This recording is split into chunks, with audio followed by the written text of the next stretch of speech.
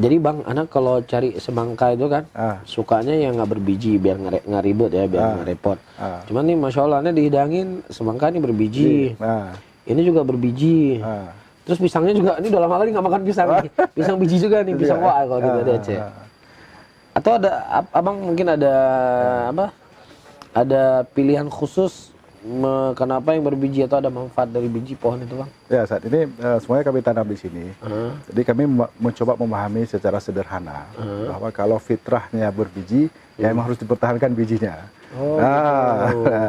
Kalau fitrahnya tidak berbiji, ya memang tidak berbiji. Nah, pasti Allah Maha Pencipta tahu ada apa kebaikan di balik biji itu kan. Mungkin kita nggak bisa paham, kita menganggap biji itu menjadi mengganggu. Sehingga kadang-kadang sebetulnya dalam ilmu pertanian ada satu rekayasa teknologi itu bahkan sebetulnya sudah bisa dikatakan sudah melanggar fitrah, sudah merubah ciptaan Allah.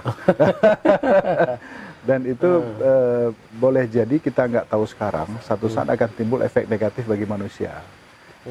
Kalau sudah ada perusahaan genetik dari tumbuh-tumbuhan. Jadi kurma yang semangka yang nggak berbiji itu memang ada perubahan genetik. Memang ada apa kimia atau gimana tuh?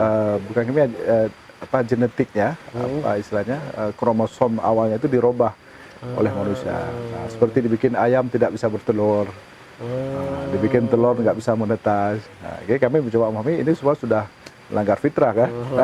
Fitrah semangka berbiji. Berbiji ya, fitrahnya berbiji. Pisang ada berbiji, tidak berbiji. Jadi udah yang berbiji kita tetap dengan bijinya enggak gitu ya. Kami di sini mencoba memahami bahwa ya kalau ada tenaga, ada pikiran, ada ilmu, ya jangan kita gunakan untuk merubah-rubah ciptaan ini gitu. Tinggal dikembangkan saja. Kembangkan saja. Ini luar biasa Bang. Jadi dalam buah aja kalau kita ubah-ubah jadi merusak di tempat mana. Apalagi agama Bang ya. Agama sudah diubah sama Rasulullah, dituntut Rasulullah begini, disyariatkan begini, kemudian kita ubah-ubah. Pasti lebih rusak lagi jadinya Bang.